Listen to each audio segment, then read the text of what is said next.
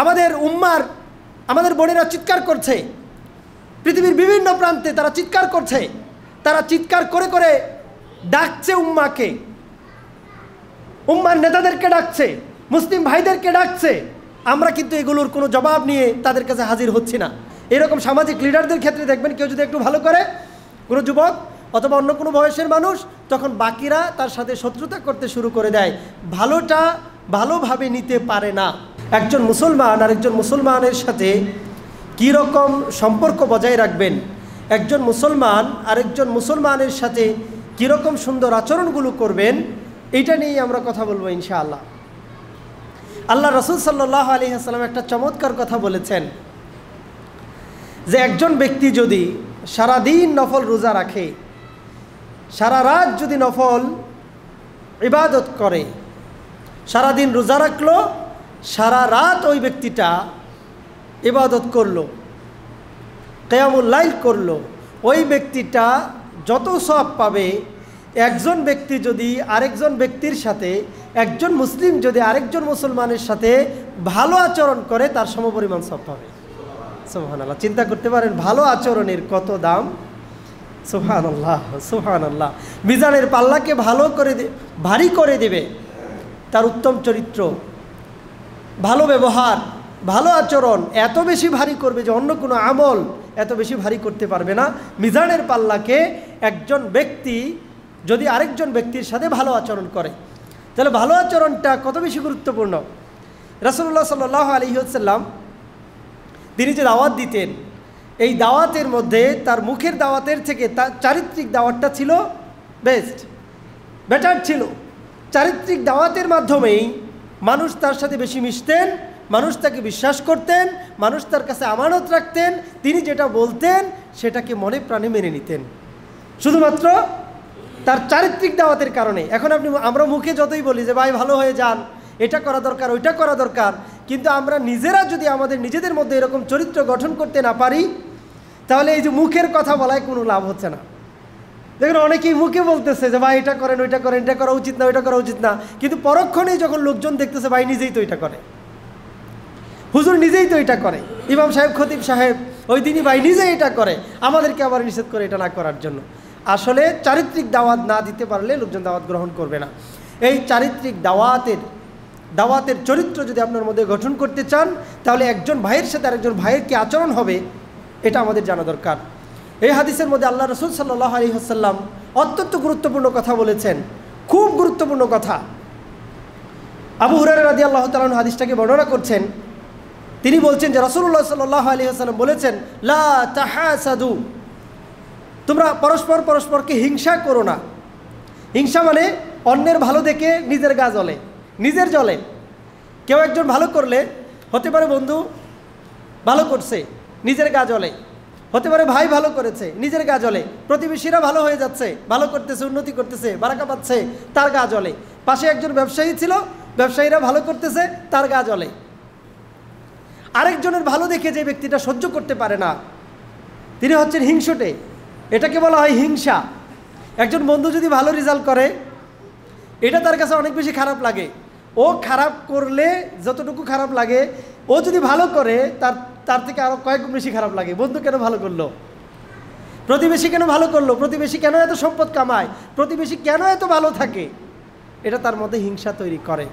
একজন ব্যবসায়ী যদি, আপনি দেখবেন একজন ব্যবসায়ীর কাছে কাস্টমাররা যায়, হয়তো তার ভালো ব্যবহারের কারণে, পণ্য ভালো ইত্যাদিতে ভালো আচরণ, অনেক কিছুর কারণে যায়, আর পাশের প্রতিবেশী বসে থেকে শুধু হিংসা করে, বলছে আমার কাছে কেন কাস্টমার আসে না, এই কারণে তার নিন্দা করতে শুরু করে। এরকমটা ঘটে। আল্লাহ রসুল সাল্লাল্লাহু আলাইহি ওয়াসাল্লাম এটা নিষেধ করেছেন। আমাদের বাঙালিদের মধ্যে, বাঙালি মুসলমানদের মধ্যে এটা একটা নেচারে পরিণত হয়েছে, এটা একটা স্বভাবে পরিণত হয়েছে। তারা মনে করে এটা প্রাকৃতিক বিষয়, হিংসা করা যায়।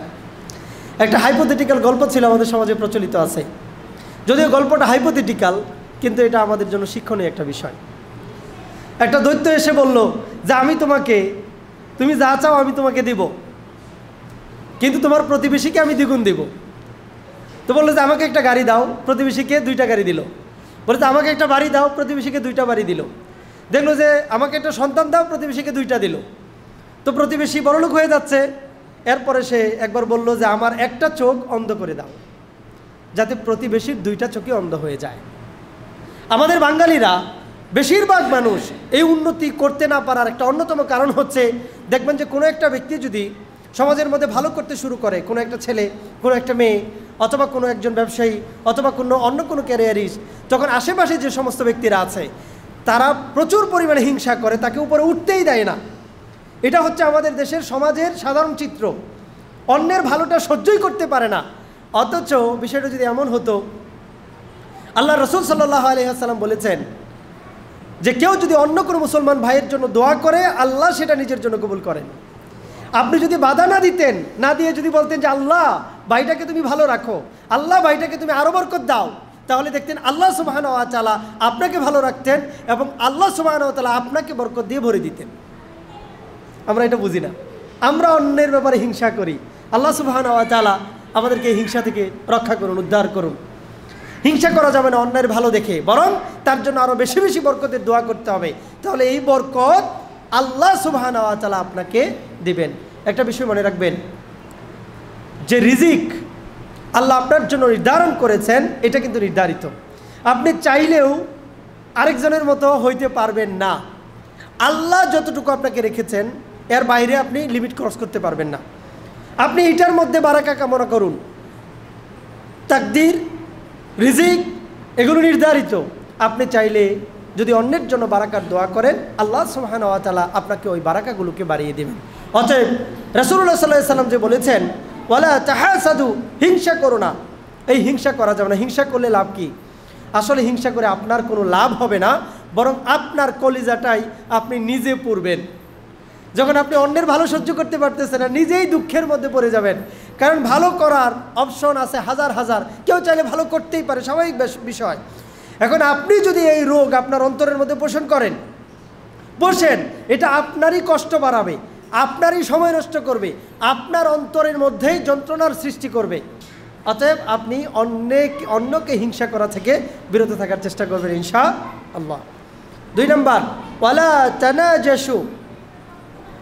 ওয়ালা তানাজাসু, নাজাস মানে হচ্ছে দরদাম করে, দরদামের মধ্যে জালিয়াতি করা, দরদামের মধ্যে মিথ্যার আশ্রয় নেওয়া। যেমন আমাদের সমাজে দেখবেন যে দালাল শ্রেণীর কিছু মানুষ আছে, দালাল শ্রেণীর কিছু মানুষ, বিশেষ করে এই বিষয়টা ঘটে, এই ধোঁকাটা ঘটে ব্যবসায়িক ক্ষেত্রে। দালাল শ্রেণীর কিছু মানুষ আছে, আপনি গরু কিনতে যাবেন, দেখবেন যে কয়েকজন দালাল, তারা এই গরুর দাম যদি হয় 60,000, তারা গিয়ে বলবে যে আমি এটাকে 61,000 দিব, যাতে যিনি অরিজিনাল ক্রেতা তিনি হয়তো মনে করতে পারেন যে না, গরুটার দাম হয়তো আরও বেশি হবে, এই কারণে তিনি বলবেন 62,000 বা 63,000। একটা কাপড়ের দাম দেখবেন আশপাশ থেকে লোকজন অনেক বেশি দাম করতে পারে, যে কোনো পণ্যের দাম। এইরকমভাবে ধোঁকা দিয়ে দালাল শ্রেণী তৈরি করে পণ্যের দাম বাড়ানো, এটাকে বলা হয় নাজাসুন। আল্লাহ রাসূল সাল্লাল্লাহু আলাইহি ওয়াসাল্লাম বলছেন যে ওয়ালা তানাজাসু, তোমরা ধোঁকাবাজি করো না। আর ধোঁকাবাজির এখন ডিজিটাল প্ল্যাটফর্ম আছে। একটা পণ্য কিনলেন, দেখবেন ফেসবুকের মধ্যে রিভিউ দেখাচ্ছে যে আমি পণ্যটা কিনেছিলাম, খুব উপকার পেয়েছি, আলহামদুলিল্লাহ, খুবই ভালো পণ্য, এই সেই। নিজেদের লোকে অথবা টাকা দিয়ে এই রিভিউ কেনা যায়। কিছু লোকজনকে টাকা দিলে তারা ভালো রিভিউ করে দেয়, তারা ভালো কমেন্ট করে এই পণ্যের ব্যাপারে। এটা আল্লাহ রাসূল সাল্লাল্লাহু আলাইহি ওয়াসাল্লাম হারাম ঘোষণা করেছেন। আপনি ততটুকুই গুণ বর্ণনা করতে পারেন যতটুকু গুণ ওইটার মধ্যে রয়েছে। আপনি যদি বেশি করেন তাহলে এটা হবে এই যে এটার অন্তর্ভুক্ত, নাজাসুনের অন্তর্ভুক্ত, ধোঁকাবাজির অন্তর্ভুক্ত। এটা হারাম, এটার ইনকামও হারাম। অতএব দালালগিরি করে যারা টাকা ইনকাম করেন, দরদাম বাড়ান, এটা সম্পূর্ণরূপে হারাম। আল্লাহ রাসূল সাল্লাল্লাহু আলাইহি ওয়াসাল্লাম এটাকে নিষেধ করেছেন। যারা এরকম কমেন্ট করেন, এরকম অনেকে এরকম যারা ফ্রিল্যান্সার আছে তারা এই ব্যবসাগুলো করে। তারা কি করে, বলে যে আমি আপনাকে এত হাজার রিভিউ দিয়ে দিচ্ছি, আমি আপনাকে এত হাজার কমেন্ট করে দিচ্ছি, আপনার এটা পণ্যের পক্ষে, আপনি আমাকে কিছু টাকা দিলেই হবে। তো সে তার লোক দিয়ে করায় আর বিনিময়ে টাকা ইনকাম করে। এটা যদি ধোঁকাবাজি হয় তাহলে এটা সম্পূর্ণরূপে হারাম, এটা করা যাবে না। ভালোটাকে ভালো বলবেন আর যেটা মন্দ সেটাকে মন্দ বলতে হবে। এটা বলতে তানাজাস ওয়ালা তানাজাসু। আল্লাহ রাসূল সাল্লাল্লাহু আলাইহি ওয়াসাল্লাম বললেন যে তোমরা পরস্পর এইভাবে পণ্য কেনার ব্যাপারে ধোঁকাবাজি করো না, পণ্য বিক্রি করার সময় ধোঁকাবাজি করো না, মানে নিজের লোক দিয়ে কখনো দরদাম বাড়িয়ে দিও না। এরপরে দেখেন পরের পয়েন্টটা বলা হয়েছে ওয়ালা তাবাগাদু, ওয়ালা তাবাগাদু, পরস্পর বিদ্বেষ পোষণ করো না। বিদ্বেষ পোষণ আগের যে দুইটা রয়েছে এই দুইটা মানে তাহাসাদু হিংসা থেকে এবং তানাজাসু এই ধোঁকাবাজি থেকে, এটা একটু আপডেট, এই দুইটা থেকেই তৈরি হয় ওয়ালা তাবাগাদু, পরস্পর শত্রুতা করো না।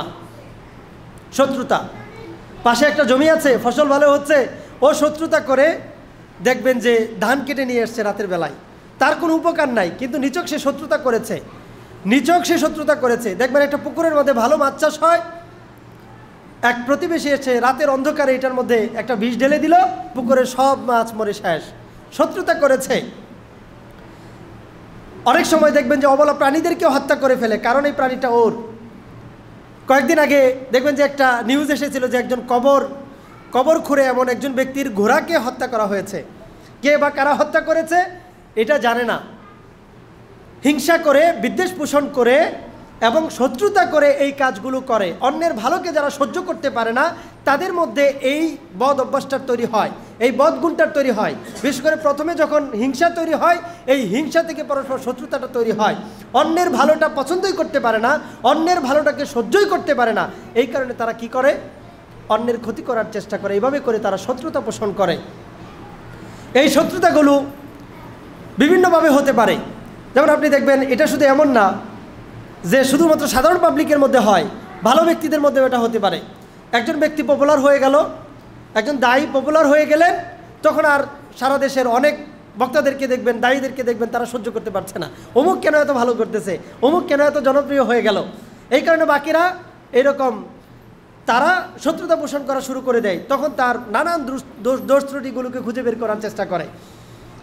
ব্যবসায়ীদের ক্ষেত্রে আপনি দেখবেন কেউ যদি ভালো করে, অন্য আশেপাশে কিছু ব্যবসায়ীকে দেখবে যে তারা তার সাথে শত্রুতা করতে শুরু করে দেয়। এরকম সামাজিক লিডারদের ক্ষেত্রে দেখবেন কেউ যদি একটু ভালো করে, কোনো যুবক অথবা অন্য কোনো বয়সের মানুষ, তখন বাকিরা তার সাথে শত্রুতা করতে শুরু করে দেয়। ভালোটা ভালোভাবে নিতে পারে না, নানানভাবে শত্রুতা করতে পারে। আল্লাহ রাসূল সাল্লাল্লাহু আলাইহি ওয়াসাল্লাম বললেন ওয়ালা তাবাগাদু, তোমরা পরস্পরের সাথে শত্রুতা পোষণ করো না।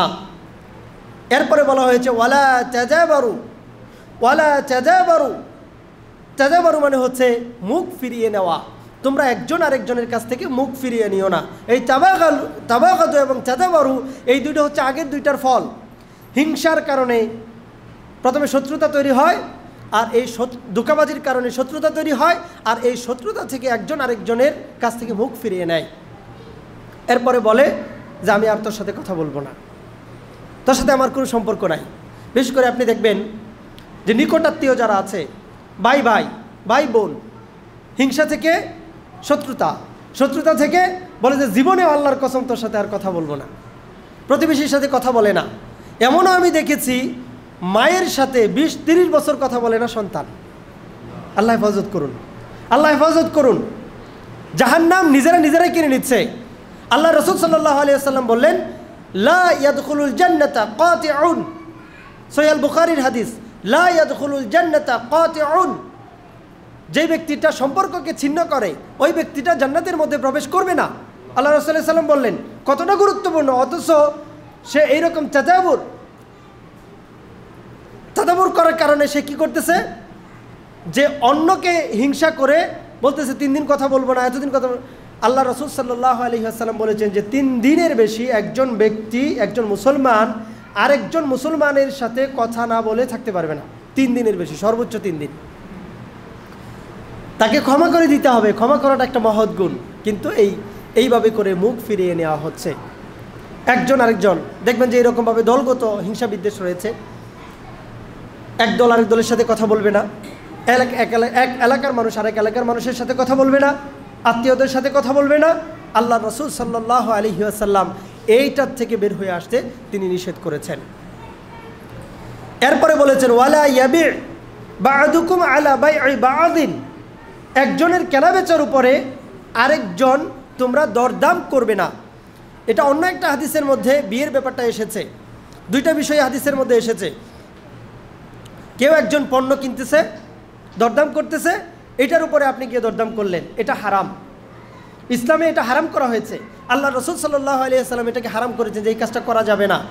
একজনের সাথে যখন চুক্তি কাট হয়ে যায় অথবা চুক্তির আলোচনা চলছে, তো তখন আপনি করতে পারবেন না। কাট হয়ে গেলেই কেবল আপনি এটার উপরে দরদাম করতে পারবেন।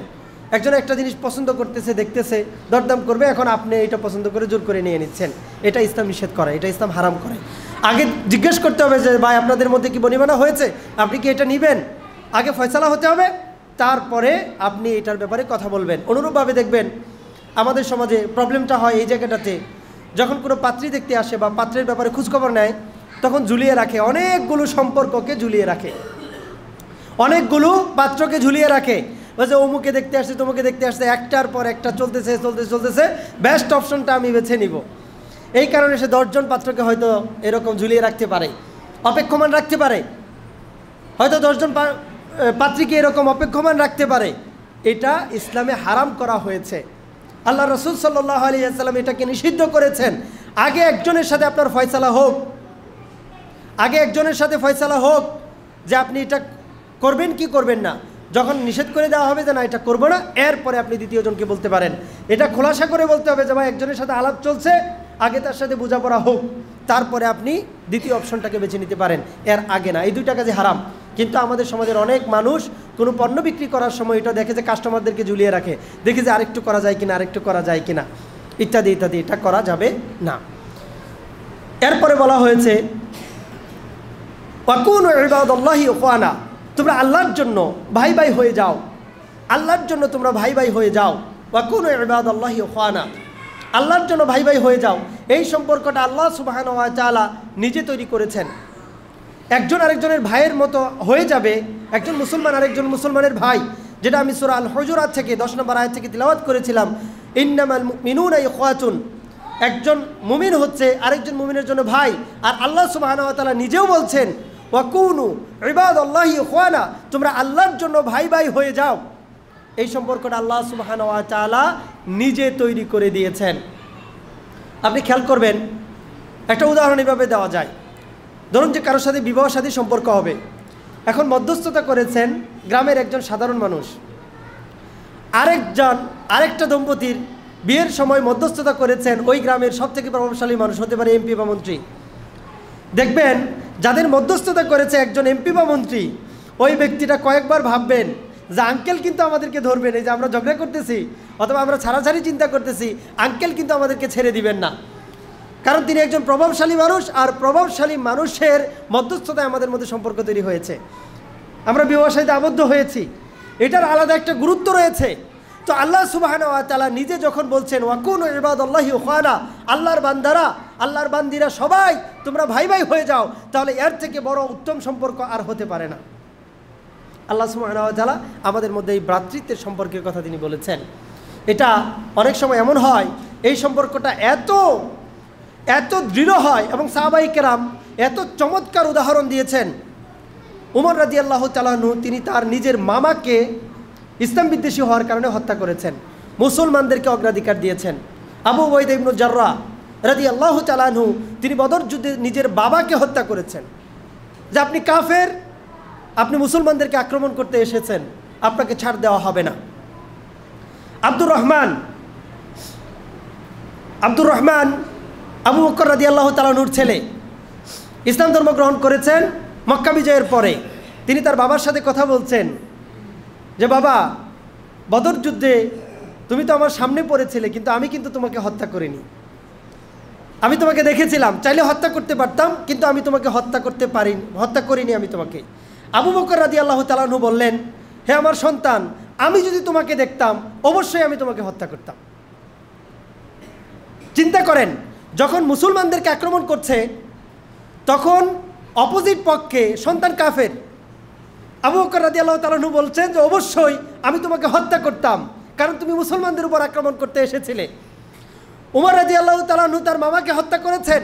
আবু উবাইদা ইবনুল জাররাহ রাদিয়াল্লাহু তাআলা আনহু তিনি কিন্তু জান্নাতের সুসংবাদপ্রাপ্ত একজন সাহাবী, তিনি তার নিজের বাবাকে হত্যা করেছেন। মুসলিম উম্মার বিশ্বস্ত লোক বলা হয় আবু উবাইদা ইবনুল জাররাহ রাদিয়াল্লাহু তাআলা আনহুকে। তো মুসলিম ব্যক্তির মধ্যে বিশ্বস্ত লোক হচ্ছেন তিনি। তাহলে আপনি চিন্তা করে দেখেন একজন মুসলমান আরেকজন মুসলমানের সাথে কতটুকু গভীর সম্পর্ক হবে, কতটুকু ভ্রাতৃত্ব হবে। এখানে কাফের যদি তার ভাইও হয়, কাফের যদি তার বাবাও হয়, কাফের যদি তার সন্তানও হয়, কাফের যদি তার মামাও হয়, তারপরেও সাহাবায়ে কেরাম কিন্তু ছাড় দেন নাই। সুবহানাল্লাহ, চিন্তা করেন তাহলে এই ভ্রাতৃত্বটা কত বেশি শক্তিশালী। অথচ আমরা দেখি যে কুফরি কাজের মধ্যে আছে ভাই, আরেকজন হয়তো ধরেন যে আপনার পরিচিত একজন আলেম, পরিচিত একজন খতিব, পরিচিত একজন দায়ী, যিনি ইসলামের পক্ষে কথা বলছেন, আমাদের সমাজের সাধারণ মুসলমানেরা ওই ভাইয়ের পক্ষ নিয়ে ওই আলেমদের উপর ঝাঁপিয়ে পড়ে। আমাদের কোনো হদিস থাকে না, আরও অনেক বিষয় আছে এরকম। আমাদের উম্মার আমাদের বোনেরা চিৎকার করছে, পৃথিবীর বিভিন্ন প্রান্তে তারা চিৎকার করছে, তারা চিৎকার করে করে ডাকছে উম্মাকে, উম্মার নেতাদেরকে ডাকছে, মুসলিম ভাইদেরকে ডাকছে। আমরা কিন্তু এগুলোর কোনো জবাব নিয়ে তাদের কাছে হাজির হচ্ছি না, তাদের পাশে কিন্তু আমরা দাঁড়াচ্ছি না। এরকমটা ঘটতেছে, এটা হওয়া উচিত নয়। আপনি দেখেন এই যে কালিয়াকৈরে একটা ঘটনা ঘটলো, একজন মুসলিম বোনকে আশামণিকে মাদ্রাসার ছাত্রী, তাকে 3 দিন পর্যন্ত এক হিন্দু, তারা 2জন মিলে 3 দিন পর্যন্ত ধর্ষণ করেছে আটকে রেখে। আমাদের মধ্যে কি কোনো প্রতিবাদী মনোভাব আছে? আপনি কি দেখেছেন আমাদের কিছু আলেম উলামা তাওহীদ প্রতি কিছু জনতা তারা এই কাজটা করছে? আলহামদুলিল্লাহ, না হলে হয়তো আমাদের সবাইকেই আল্লাহর কাঠগড়ায় দাঁড়াতে হতো। তবে মনে করেন না যে রেহাই পেয়ে যাবেন। এরপরে যদি আপনার এখানে করে, এই যে বুয়েটের ঘটনা আমরা দেখলাম, যে হিন্দু ইস্কনের সদস্য সে বুয়েট ছাত্রীদেরকে নিশা করিয়ে ধর্ষণ করত। আমরা কি আমাদের অন্তর কি কেঁপে ওঠে? আলিফউদ্দিনের ঘটনা আমরা দেখেছি, যে মুসলিম বোনকে ধর্ষণ করেছে। এরকম কয়টা ঘটনা আমরা জানি, অজানা ঘটনা তো এরকম হাজারো রকমের ঘটনা রয়েছে। কেউ এসে সামনে মিডিয়ার সামনে সাক্ষাৎকার দিতে চায় না, কিন্তু তাদের জন্য কিন্তু আমাদের অন্তর কাঁপে না, আমরা কিন্তু তাদেরকে রক্ষা করতে চাই না। আপনি দেখেন মুতাসিম নামে একজন শাসক ছিল, উমাইয়াদের শাসক, নিষ্ঠুর ছিল, এমনি ভালো শাসক ছিল না, তার ব্যাপারে অনেক কথাবার্তা শোনা যায়। কিন্তু পাশের প্রদেশে একজন মুসলিম বোনকে কাফের অত্যাচার করেছে, তারপর শারীরিক নির্যাতন করেছে। ও সেখান থেকে বলতেছে ওয়া মুতাসিমা, এভাবে করে সে ডাকতেছে, ওই বোনটা চিৎকার করতেছে যে আমার দেশের শাসক মুতাসিম তুমি কোথায়? একজন পথিক গোরসোয়ার এই চিৎকারটা শুনতে পেল, সে দৌড়ে মুতাসিমের দরবারে আসলো, এসে বলল যে মুতাসিম, আমি এখনই শুনে আসলাম আমাদের একজন মুসলিম বোন কাফের দ্বারা নির্যাতিত হয়ে চিৎকার করে বলতেছে ওয়া মুতাসিমা।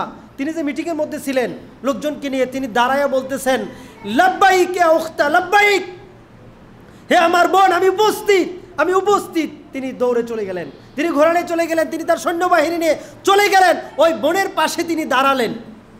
আজকে আমাদের ভ্রাতৃত্ব কোথায়? আজকে দেখেন গোটা পৃথিবীতে মুসলমানদের উপর নির্যাতন করা হচ্ছে। আজকে আপনি দেখেন বাংলাদেশে এরকম অহরহ ঘটনা ঘটতেছে, কিন্তু এই ভ্রাতৃত্বের চেতনা আমাদের অন্তরের মধ্যে মিনিমাম পরিমাণও জেগে ওঠে না। আমাদের অন্তরের মধ্যে এখনও অনেক পরিমাণে হিংসা, বিদ্বেষ এবং একজন আরেকজনকে দূরে ঠেলে দেওয়া, ধোঁকাবাজি করা, এগুলো দিয়ে পরিপূর্ণ, যেগুলো আল্লাহ রাসূল সাল্লাল্লাহু আলাইহি ওয়াসাল্লাম নিষেধ করেছেন। হিংসা করতে নিষেধ করেছেন, ধোঁকা দিতে নিষেধ করেছেন, ধোঁকাবাজি করতে নিষেধ করেছেন, বিদ্বেষ পোষণ করতে নিষেধ করেছেন এবং মুখ ফিরিয়ে নিতে নিষেধ করেছেন, একজনের উপর আরেকজনে দরদাম করতে নিষেধ করেছেন। এই 5টা কাজকে নিষেধ করার পরে তিনি বলছেন ওয়াকুনু ইবাদাল্লাহি ইখওয়ানা, আল্লাহর জন্য ভাই ভাই হয়ে যাও। এখন আমরা ওই 5টা বিষয়কে জিয়ে রেখেছি আমাদের অন্তরের মধ্যে, আর যেটা তিনি করতে বলেছেন এটা আমরা করছি না। চিন্তা করছেন, এটা আমরা করছি না, অথচ নিজেদেরকে ভালো মুসলমান দাবি করছি। আমাদের একজনের পাশে আরেকজনের দাঁড়ানো উচিত, একজনের পাশে আরেকজন দাঁড়ানো উচিত, আল্লাহর জন্য এটা করা উচিত। না হলে আল্লাহ সুবহানাহু ওয়া তাআলার কাছে হয়তো আমরা জবাব দিতে পারবো না। আজকে অমুক ভাইয়ের, কালকে আমাদের, এটাই ঘটবে, এইভাবেই ঘটবে। কারণ জালিমরা তারা যখন জুলুম করে তখন তারা কোনো পার্টিশন তৈরি করে না, তারা তাদের ক্ষমতার জন্য, তারা তাদের স্বার্থের জন্য যে কারো উপর এই জুলুমের স্ট্রিম রুলার তারা চালাতে পারেন, এটা তারা করতে পারে। অতএব আমাদেরকে, যারা আমরা এই ভ্রাতৃত্বের বন্ধনে আবদ্ধ, একজন মুসলমান আরেকজন মুসলমানের ভাই, আমরা আমাদের বিপদ আপদে এগিয়ে আসতে হবে ইনশাআল্লাহ। দেখেন এরপরে বলা হয়েছে আল মুসলিম আখুল মুসলিম, একজন মুসলমান হচ্ছে আরেকজন মুসলমানের ভাই। একই কথা আমি এতক্ষণ ধরে বললাম। এরপরে লা ইয়াদলিমুহু ওয়ালা ইয়াখযিলুহু ওয়ালা ইয়াহকিরুহু, একজন মুসলমান আরেকজন মুসলমানের উপর কখনো জুলুম করতে পারে না। তারা তো ভাই, ভাইয়ের উপরে কিভাবে জুলুম করে। এর আগে আমি আপনাদেরকে বলেছি 3টা দোয়ার মধ্যে কোনো পার্টিশন থাকে না। আল্লাহ সুবহানাহু ওয়া তাআলার কাছে এই দোয়াটা করলেই কবুল হয়। 3 ধরনের দোয়া। একটা হচ্ছে মাজলুমের দোয়া। কোনো মাজলুম যখন আল্লাহ তাআলার কাছে দোয়া করে, ওই ব্যক্তিরা যদি অমুসলিম হয় তারপরে আল্লাহ সুবহানাহু ওয়া তাআলা এই দোয়াটা কবুল করেন। ভয়ঙ্কর ব্যাপার, আপনি একজন মুসলমান হয়ে কিভাবে একজন মুসলমানের উপর আপনি জুলুম করতেছেন। ছোট থেকে বড় প্রত্যেকটা জুলুম আমাদের অস্বীকার করা উচিত, প্রত্যেকটা জুলুম আমাদের এড়িয়ে যাওয়া উচিত। একজন মুসলমান আরেকজন মুসলমানের উপর কিভাবে অত্যাচার করতে পারে, কিভাবে জুলুম করতে পারে, জুলুম থেকে বিরত হন। কারণ জুলুমের বিপক্ষে, মাজলুমের পক্ষে আল্লাহ নিজে বাদী হয়ে হাসরের মাঠে মামলা করবেন। বিষয়টা কিন্তু সোজা নয়, অতএব আপনাকে সাবধান থাকতে হবে। এরপরে বলা হয়েছে ওয়ালা ইয়াখযিলুহু, একজন মুসলমান আরেকজন মুসলমানকে কখনো বিপদে রেখে চলে যায় না। আপনার একজন ভাই বিপদে পড়েছে, আপনি কিভাবে বসে থাকতে পারেন? একজন অমুসলিমও যদি বিপদে পড়ে তারপরেও তো তাকে রেখে আসাটা অমানবিক। আপনার মুসলিম ভাইটা যখন বিপদের মধ্যে আছে তখন আপনি কিভাবে তাকে ফেলে রেখে আসতে পারেন? এটা অসম্ভব। একজন মুসলমান কখনো এই ধরনের আচরণ করতে পারে না। তবে আমাদের সমাজের অনেক মানুষ বিপদের মধ্যে আছে, আর আমরা শুধু নিজেদের সুখ শান্তি নিয়ে পড়ে আছি, আমরা তাদের ব্যাপারে কোনো খেয়াল করি না। অনেক গরিব মানুষেরা আছে বিপদের মধ্যে আছে, কেউ হয়তো আর্থিক সমস্যার কারণে বিপদে আছে, কেউ হয়তো অন্য কোনো মিথ্যা মামলা নিয়ে বিপদের মধ্যে আছে, কেউ হয়তো অন্য কোনো কারণে বিপদের মধ্যে আছে, কেউ হয়তো শুধুমাত্র যে তার এই দুনিয়াতে পাওয়ার নাই, টাকা পয়সা নাই, এই কারণে কিছু মানুষ তাকে জুলুম করতেছে। আমরা চাইলে সামাজিকভাবে এগুলো মীমাংসা করতে পারতাম, আমরা চাইলেই সমাজের সবগুলো মানুষ ওই মাজলুম ব্যক্তির পাশে দাঁড়াতে পারতাম, কিন্তু আমরা এগুলো করিনি। আমরা তাকে বিপদের মধ্যে রেখে দিছি। আল্লাহ রাসূল সাল্লাল্লাহু আলাইহি সাল্লাম বলেছেন একজন মুসলিম আরেকজন মুসলমানকে কখনো বিপদে রেখে সরে আসতে পারে না, চলে যেতে পারে না, এটা সে করে না। এরপরে দেখেন উত্তম দৃষ্টান্ত আছে, রেখে যায়নি এরকমও লোকজন আছে আলহামদুলিল্লাহ। এরকম দৃষ্টান্তও আমরা দেখেছি যে বিপদে ঝাঁপিয়ে পড়েছে, এরকম ঘটনাও বাংলাদেশে অহরহ আছে আলহামদুলিল্লাহ, তারা রেখে যায় না। এরপরে দেখেন বলা হয়েছে ওয়ালা ইয়াহকিরুহু, তাকে তুচ্ছ তাচ্ছিল্য করে না। একজন মুসলমান আরেকজন মুসলমানকে কখনো তুচ্ছ তাচ্ছিল্য করতে পারে না। একজন মুসলমান তার সর্বোচ্চ মুত্তাকি হওয়ার সুযোগ রয়েছে, আল্লাহ তাআলার ওলি হওয়ার সুযোগ রয়েছে, আল্লাহর প্রিয় বান্দা হওয়ার সুযোগ রয়েছে। যে ব্যক্তিরা আল্লাহ তাআলাকে বিশ্বাস করে, এখন আপনি তাকে তুচ্ছ তাচ্ছিল্য করছেন কি দিয়ে?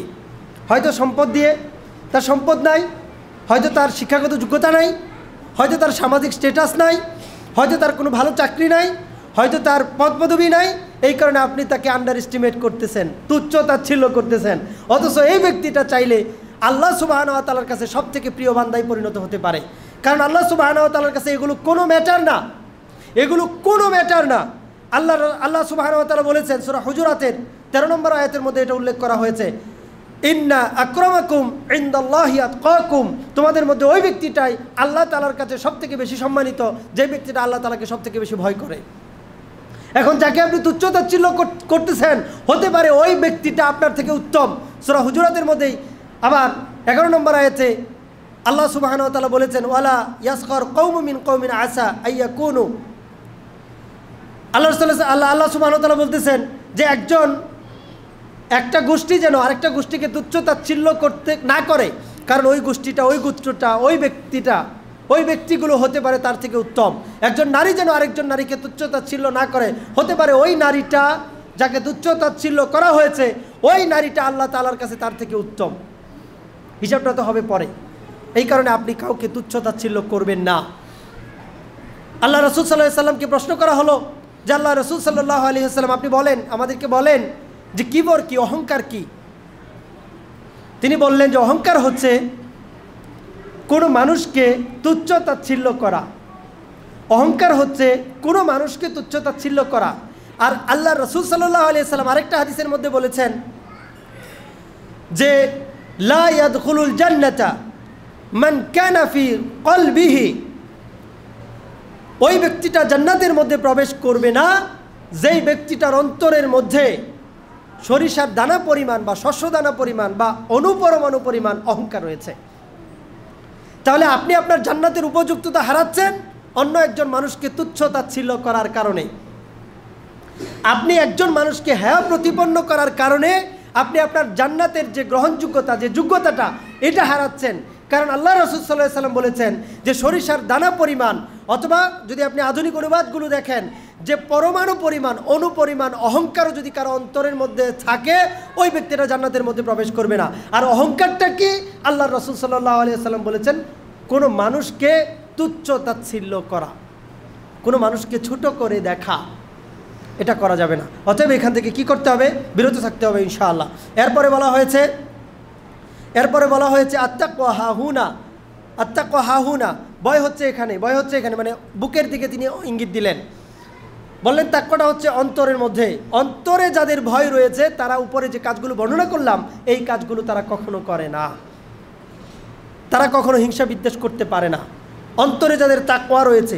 অতএব আপনি যদি মুত্তাকি হতে চান তাহলে হিংসা বিদ্বেষ করা যাবে না, বাটপারি করা যাবে না, চিটারি করা যাবে না, বিদ্বেষ পোষণ করা যাবে না। এরপরে হচ্ছে অন্যের থেকে মুখ ফিরিয়ে নেওয়া যাবে না। অন্যের কেনাবেচার উপরে বা পাত্রপাত্রী বাছাইয়ের ব্যাপারে আপনি সেখানে গিয়ে দরদাম করতে পারবেন না। এরপরে কোনো মুসলমানের উপর জুলুম করা যাবে না। তারপরে বলা হয়েছে যে তাদেরকে বিপদে রেখে ফেলে আসা যাবে না। এরপরে তাদেরকে কখনো তুচ্ছ তাচ্ছিল্য করা যাবে না। এরপরে দেখেন বলা হয়েছে একজন ব্যক্তির মন্দ হওয়ার জন্য বেহাসবিন, একজন ব্যক্তির মন্দ হওয়ার জন্য এটাই যথেষ্ট যে সে তার একজন ভাইকে তুচ্ছ তাচ্ছিল্য করে। আপনার মন্দ আপনি নিজেই কামাই করছেন, অন্য কারো মন্দ করার দরকার নাই। আপনি নিজেই আপনাকে মন্দের দিকে ঠেলে দিচ্ছেন যখন আপনি আপনার একজন ভাইকে তুচ্ছ তাচ্ছিল্য করছেন। এরপরে হাদিসটার শেষের অংশে বলা হয়েছে আল মুসলিমু আলাল মুসলিমি হারামুন দামুহু ওয়া মালুহু ওয়া ইরদুহু, একজন মুসলমানের জন্য আরেকজন মুসলমানের তার মাল, তার রক্ত, তার মাল এবং তার ইজ্জত, এগুলো হচ্ছে হারাম। এগুলো নিয়ে আপনি কখনো খেলতামাশায় লিপ্ত হতে পারেন না। একজন মুসলমান আরেকজন মুসলমানকে কখনোই হত্যা করার কল্পনাও করতে পারে না, হত্যা করার কল্পনাও করতে পারে না। হাদিসের মধ্যে এসেছে মুসলমানকে গালি দেওয়া হচ্ছে ফুসুকি, পাপ, আর মুসলমানকে হত্যা করা হচ্ছে কুফরি, ভয়ঙ্কর একটা পাপ। কোনো মুসলমানকে হত্যা করবে এটা জায়েজ না, এটা হারাম। এরপরে যেটা বলা হয়েছে যে ওয়া মালুহু, একজন মুসলমান আরেকজনের মুসলমানের মালকে অন্যায়ভাবে ভক্ষণ করবে, এটাও হারাম তার জন্য, এটার জন্য সে জান্নাত হারাবে। অতএব এটা থেকে বিরত থাকতে হবে। আরেকটা হচ্ছে ইজ্জত আবরু, তার সম্মান নিয়ে কখনো সিনেমিনি খেলতে পারে না। একজন মুসলমানের সম্মানহানি হোক এটা অন্য কোনো মুসলমান চাইতে পারে না। যদি সে এরকমটা করে আল্লাহ এই বিষয়টাকে উল্টে দেন। অতএব এই বিষয়গুলো আমাদের কাছে আমানত, তার রক্ত, তার মাল এবং তার ইজ্জত, এগুলো নিয়ে আমরা কখনো কি করব না, কখনো ধ্বংসযজ্ঞে লিপ্ত হব না। এগুলোকে নষ্ট করার জন্য আমরা কখনো চেষ্টা করব না। আল্লাহ সুবহানাহু ওয়া তাআলা আমাদেরকে বুঝদান করুন। আল্লাহুম্মা আমিন।